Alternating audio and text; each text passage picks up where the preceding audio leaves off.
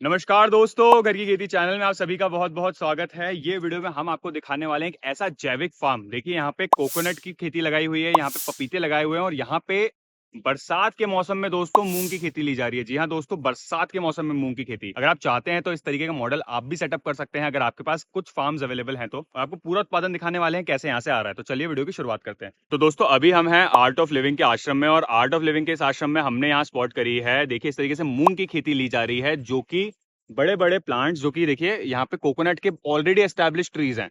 इन trees के नीचे यहाँ पे जैविक तरीके से मूंग की खेती ली जा रही है। बाकी राज्यों में मूंग की खेती गर्मी में ली जाती है, लेकिन यहाँ बैंगलोर में हम नोटिस कर रहे हैं दोस्तों कि मूंग की खेती को इनने बरसात में भी ले रखा है। जी हाँ दोस्तों, खरीफ के सीजन में भी मूंग की खेती ली जा रही है और ये दोस्तों जैविक हैं। यहाँ के जो बीज हैं ये भी यहीं से निकाले गए बीज हैं। किसी तरीके का कोई भी हाइब्रिड बीज यहाँ पे नहीं इस्तेमाल किया जाता है। आपको उत्पादन दिखाते हैं, आपको काफी मजा आएगी। देखिए इधर देखिए, मेरे पीछे जो पौधे लगे हैं इनका उत्पादन अगर मैं आपको दिखाऊं, फलियां दिखाऊं, तो देखिए इसकी फलियां भी रेडी हो रही हैं और फलियों का साइज देखिए। आइए मैं इसमें आपको अंदर से मूंग दिखाता हूँ कैसी बढ़िया निकलती है। देखिए ये दोस्तों जैविक मूंग की खेती है। मूंग की खेती में जितने भी किसान करते होंगे वो सभी जानते हैं कि मूंग की खेती में कितना रसायन इस्तेमाल होता है, कितनी बार हमको इसमें स्प्रे लेना पड़ता है, पेस्ट को रोकना पड़ता है, वीडिसाइड डालना पड़ता है। अगर आप मूंग खाते हैं, मूंग की फसल लेते हैं तो दोस्तों इसमें खर्चा भी बहुत ज्यादा होता है। 60 से 70 दिन में फसल आ जरूर जाती है, लेकिन इसमें खर्चा बहुत हो जाता है आपकी दवाइयों का। बीज भी यहीं के जनरेशन तैयार होते हैं, यानी कि ये लोग स्टार्टिंग से देसी बीज लगाते हैं। देसी बीज से जो बीज आता है इनके पास, उसी को ये वापस सोइंग करते हैं, उसकी सेकेंड जनरेशन लेते हैं। और ऑलमोस्ट इस आश्रम में दोस्तों 6 से 7 जनरेशन के बीज यहाँ पे कलेक्ट हो चुके हैं। अगर आप देसी बीज लेना चाहते हैं दोस्तों तो ये वीडियो को पूरा देखिएगा। आखिरी में आपको इन्फॉर्मेशन मिलने वाली है कि आप सीड्स कैसे खरीदेंगे ये सारे। अब देखिए मैं आपको एक बार टेस्ट करके दिखा देता हूँ क्योंकि ये पक चुकी है। किसी तरीके का दाना कड़क नहीं है दोस्तों। अगर हम इसी तरीके से जैविक खेती करते हैं तो देखिए दानों की चमक बहुत बढ़िया आती है। ये देखिए दाना बहुत सुंदर दिख रहा है और दाने का देखिए फलन कितना बढ़िया है, कितने अच्छे साइज के दाने बने हैं। ये दोस्तों जैविक का सबसे बढ़िया महत्व है। अगर आप जैविक खेती करते हैं दोस्तों तो इस तरीके से अच्छी फसल आपके खेत में निकलने वाली है। पर दोस्तों जैविक फसल में सबसे बड़ी दिक्कत ये हो जाती है कि अगर आप जैविक खेती करते हैं तो स्टार्टिंग के 1 से 2 साल में आपको उत्पादन बहुत कम देखने को मिलता है। जी हाँ दोस्तों, इतना बड़ा अगर आप उत्पादन देखना चाहेंगे, इतने अच्छे अगर उत्पादन देखना चाहेंगे तो आपको अपने सीड बैंक बनाना जरूरी है। यानी कि आप जो फसल लगाते हैं, लगाने के बाद जब उसमें से अनाज निकलता है, अनाज के बाद जो बीज बचाने वाले हैं दोस्तों, वो बीज बहुत इंपॉर्टेंट आपके लिए बचाना। अगर आपने वो बीज बचा लिए तो आप अच्छी जैविक खेती कर सकते हैं। अब दोस्तों ऐसा नहीं है कि ये फार्म सिर्फ और सिर्फ मूंग उगा रहा है। इस फार्म में आपको एक छोटी मल्टी लेयर भी देखने को मिलेगी। मल्टी लेयर भी देखने को मिलेगी दोस्तों, क्योंकि हम जो ऊपर देख रहे हैं देखिए, तो ये दोस्तों देख सकते हैं आप, कोकोनट के फार्म के नीचे ली जा रही है। देखिए एक छोटा सा गिरा मिला हमको। ये कोकोनट भी जैविक आना है, मूंग भी जैविक आनी है। इसके साथ साथ इनने दोस्तों एक बहुत बढ़िया सिस्टम करा है। आइए मैं आपको चल के दिखाता हूँ। तो दोस्तों ये कोकोनट के फार्म के साथ साथ यहाँ पे देखिए पपीते की खेती ले रखी है। ये पपीता जो आप देख रहे हैं दोस्तों, ये बहुत इंपॉर्टेंट है जैविक खेती में। पपीता आपको सिग्नल्स देने वाला है कि यहाँ पे कौन से पेस्ट पहले आने वाले हैं। इसकी जो पत्तियां होती है दोस्तों, ये सारे ही पेस्ट को अपने ऊपर जल्दी अट्रैक्ट करती हैं। यानी कि ये एक ट्रैप क्रॉप होती है जो कि ऑर्गेनिक फार्मिंग में काफी ज्यादा महत्व रखती है दोस्तों। ट्रैप क्रॉप वो होती है दोस्तों जिसपे हम जो भी कीट आने वाले हैं, जो भी बीमारी आने वाली है, उसको पहले आइडेंटिफाई कर सकते हैं। ये पपीते का पौधा दोस्तों इनको काफी हेल्प करता है पहले आइडेंटिफाई करने में पेस्ट को।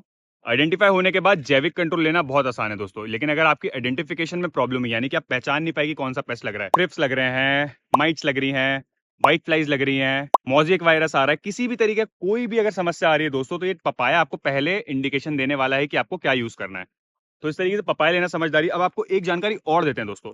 ये देखिए यहाँ नीचे आइए, तो ये देखिए पपीते के पौधे में साइड ब्रांचिंग हुई है।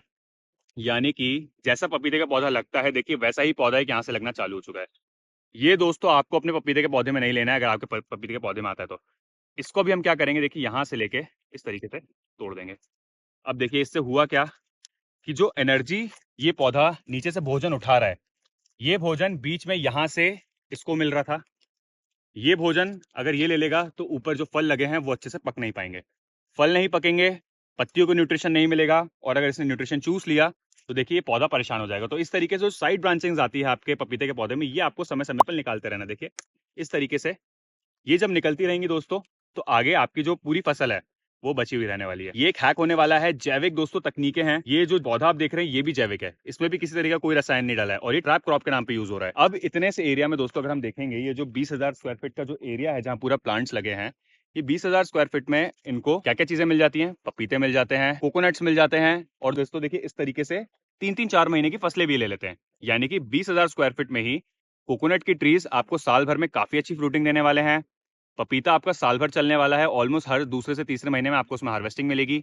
और ये जो है ये देगी इकोनॉमिक बेनिफिट आपको इस खेती को मेंटेन करने के लिए, यानी कि जो पैसा और जो लागत है वो आपको मूंग निकाल के देने वाली है। मूंग के साथ साथ यहाँ पे दोस्तों और भी फसलें ली जाती हैं इसके बीच में।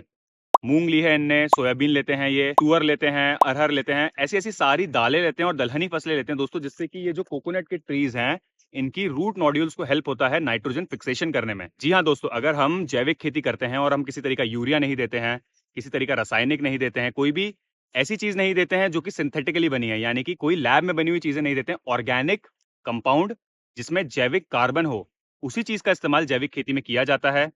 जैविक खेती में क्या क्या चीजें डलती हैं दोस्तों, इसकी डेडिकेटेड वीडियो आपको मिल जाएगी, चैनल पर जाकर जरूर देखिएगा। जीवामृत होता है, घन जीवामृत होता है, बीजामृत होता है, नीम अस्त्र होता है, मटका खाद होती है दोस्तों, काफी सारी ऐसी इतनी अच्छी अच्छी खादें होती हैं जो कि आपके डीएपी, यूरिया, एमओपी, एसएसपी इन सबके यूज को मिनिमाइज कर सकती है और जैविक कार्बन आपको लाके देने वाली है आपकी जमीन में, जो कि सबसे ज्यादा इंपॉर्टेंट है। अगर दोस्तों जितना अच्छा जैविक कार्बन आपकी जमीन में होगा उतनी अच्छी उपजाऊ क्षमता मिट्टी की बनने वाली है। तो ये वीडियो में हमने 3 फसलें दिखाई दोस्तों। 3 लेयर की ये मल्टी क्रॉपिंग है, जिसमें कोकोनट हो रहा है, पपीता हो रहा है और एक सीजनल हो रही है जिसमें अभी यहाँ पे मूंग लगी है।